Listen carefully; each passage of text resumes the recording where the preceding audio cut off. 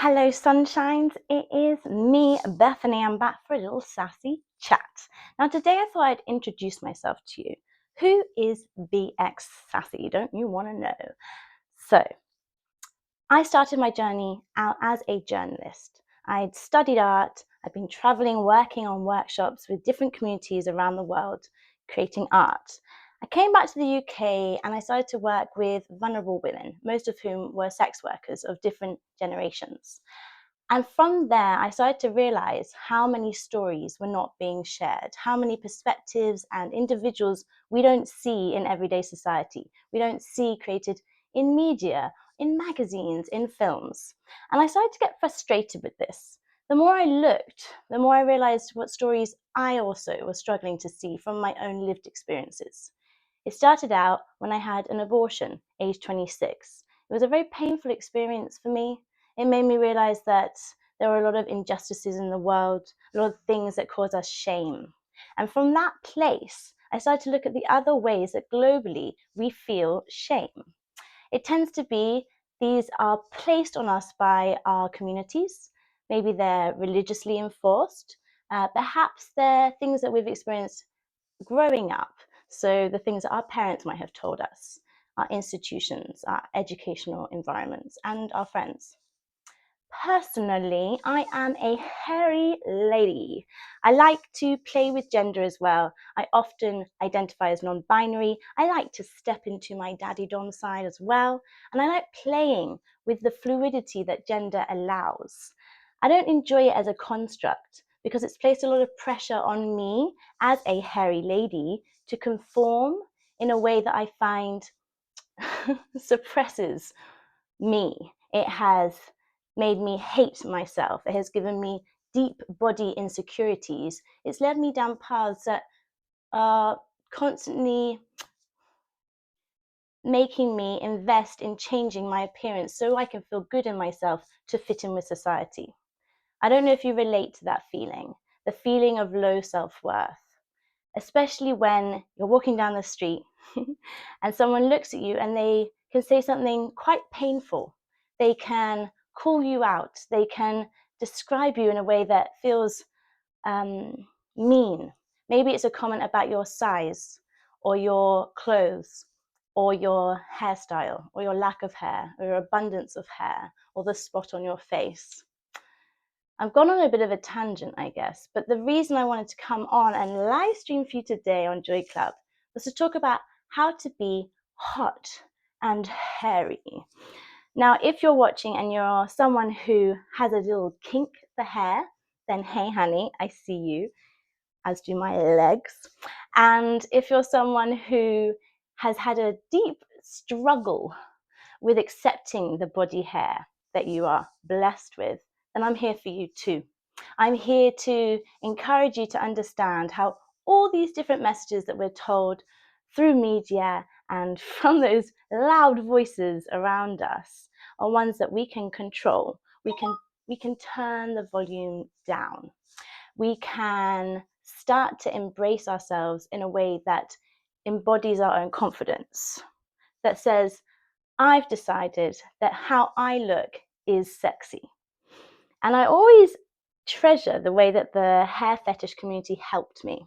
They helped me understand that this arm hair and this beard and these chest hairs were not something to be ashamed of. They were actually things that I could celebrate, that I could embrace. And it was from seeing other amazing individuals online that I started to realize I wasn't alone. That's one of the things I love about these community spaces, where we can have unfiltered displays of our bodies.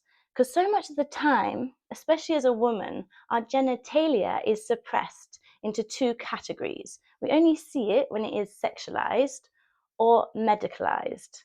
We don't see it as adults of AFAB bodies, assigned female at birth, people who have vulvas.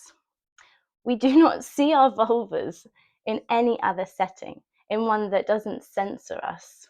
And so the few portrayals I did have of pussies were usually from porn. And that porn bracket very rarely shared or showed any pubic hair. And I'm someone who started having pubic hair from the age of 11.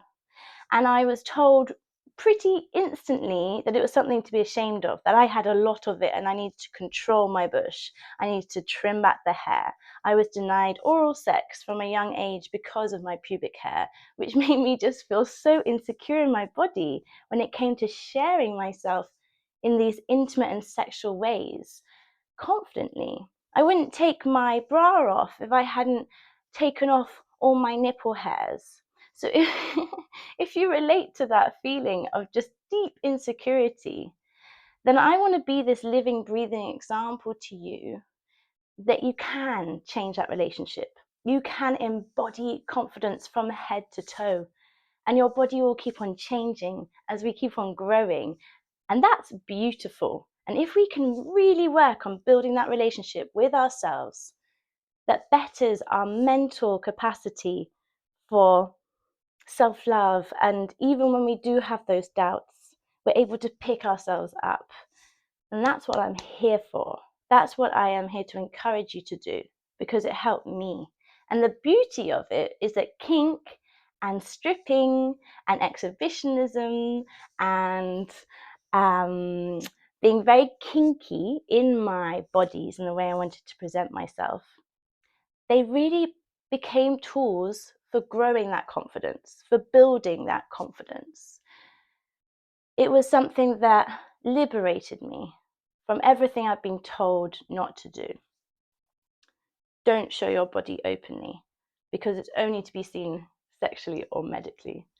We didn't have any space to just exist in our nude self. And I feel like a lot of people who grew up in the UK might relate to this, maybe also different parts of the world in general, that when nudity is stigmatized and told something to be wrong, something to be ashamed of, then really we already step into our bodies naked, full of self-doubt.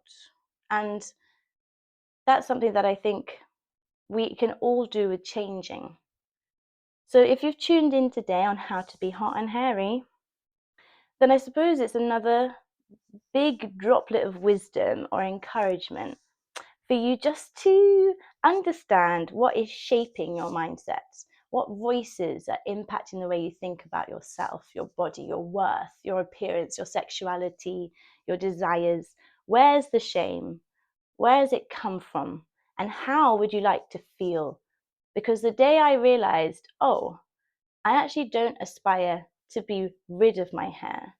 I aspire to be rid of the shame associated with my hair. Then my life changed. My life changed in ways that slowly allowed me to open up to people and be so proud of the skin that I live in, knowing there's so many other people out there who also feel ashamed.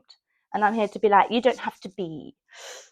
So if you're looking to be hot and hairy, my other top tip is you start letting yourself feel the hairs. You start to really let those fingers explore. You have fun touching. I've got sweaty armpits right now because I'm a little bit hot and hairy. It's just playing with that sensation. Maybe it's spending more time between your bum cheeks, getting to know how your pubic hair and your ass hair feels, and how that might change when you move your hands around your stomach, and how your nipple hairs grow and what directions they move in. And rather than being critical, be explorative, be curious, and be kind.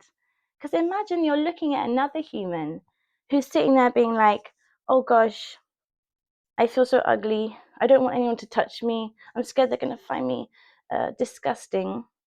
You would go over to that individual and you would be like, honey, you look beautiful. You are worthy of love. You are not disgusting. Your body is a gift. All these things you would say to that person, or at least I bloody well hope you would. So I want you to turn that voice onto yourself.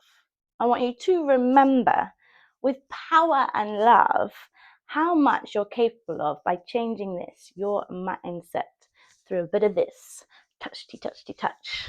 So thank you for tuning in to this sassy chat, honeys. How to be hot and hairy. Again, a healthy dose of me just telling you to rewire the brain, think about what you're seeing and what impacts those thoughts.